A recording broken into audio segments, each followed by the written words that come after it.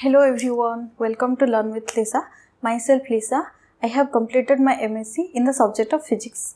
So today's class is a new chapter, that is the adverb. Let's recap what we have already learnt.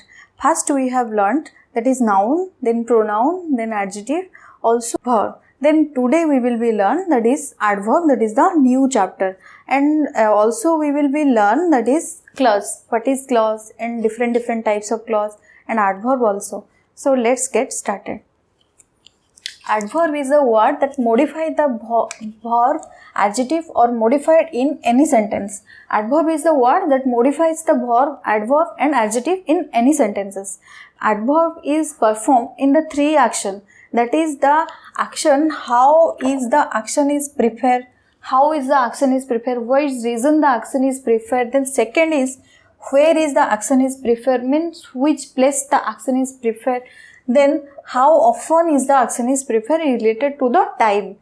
In these three action that the adverb is execute and the adverb is perform in modify in the sentences.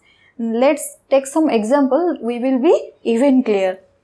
Then the alarm rang loudly. Here loudly is the adverb. He ran quickly. Here quickly is the adverb. Loudly and quickly, these are the adverbs. Loudly related to the alarm and quickly related to the rain. So these are called the adverb of manner, because loudly is related to the when which types of alarm is rang, that is the alarm is related with the loudly and the quickly is related to the rain. So loudly and quickly, these are the adverb of manner. Then secondly, put the cake there. There is the situation. So I look everywhere for my book. These are the words that shows the place. In which place I will be put the cake. So it will shows the one place, and everywhere is also one shows the one place. So there and everywhere both are shows one place. That is called adverb of place. Then we will be learn that it's the third type, that is Kriti went to gym today. They go out the dinner weekly, today and weekly. These are the timing. This shows the timing of words, that is the today and weekly shows the timing. So it is called adverb of time. Ritesh never smokes.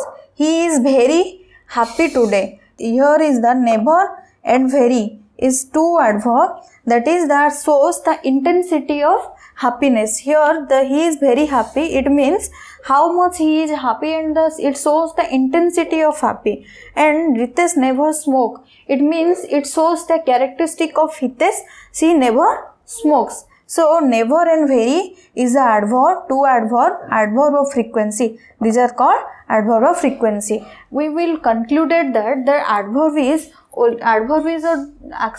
action is performed in the three ways, but it is four types. That is the adverb of manner, then the adverb of frequency, then the adverb of place, and the adverb of timing. So here adverb of frequency shows the adverb of manner, and adverb of frequency, how often the activity is executed, that shows the adverb of frequency. Adverb of time shows the when the action is performed and which time the action is performed, that is called adverb of time. Adverb of place shows the place, which place the action is performed, that is called adverb of place. These are the four types of adverb we was already read. Then we will be moved the second topic, that is the clause. What is clause and different types of clause we will be learn. Group of word with subject and verb combination that gives complete meaning, that called clause. Subject and verb. If any sentence here there is the subject and verb arrangement is here and subject and verb combination is here, that shows and complete meaning, that is called clause. Clause, first of all we take one example. He plays cricket regularly. Here he is the subject and place is the verb. Subject plus verb. Here subject verb arrangement is here, subject and verb combination is here, so it satisfies the definition. So it is called one type of clause. It is called one type of clause. Then it divided into two parts, that is independent clause and dependent clause. Independent means it does not want to any other clauses to exist, but dependent clause it for its existence it need another independent clause, that is called dependent clause. Independent clause has complete meaning itself.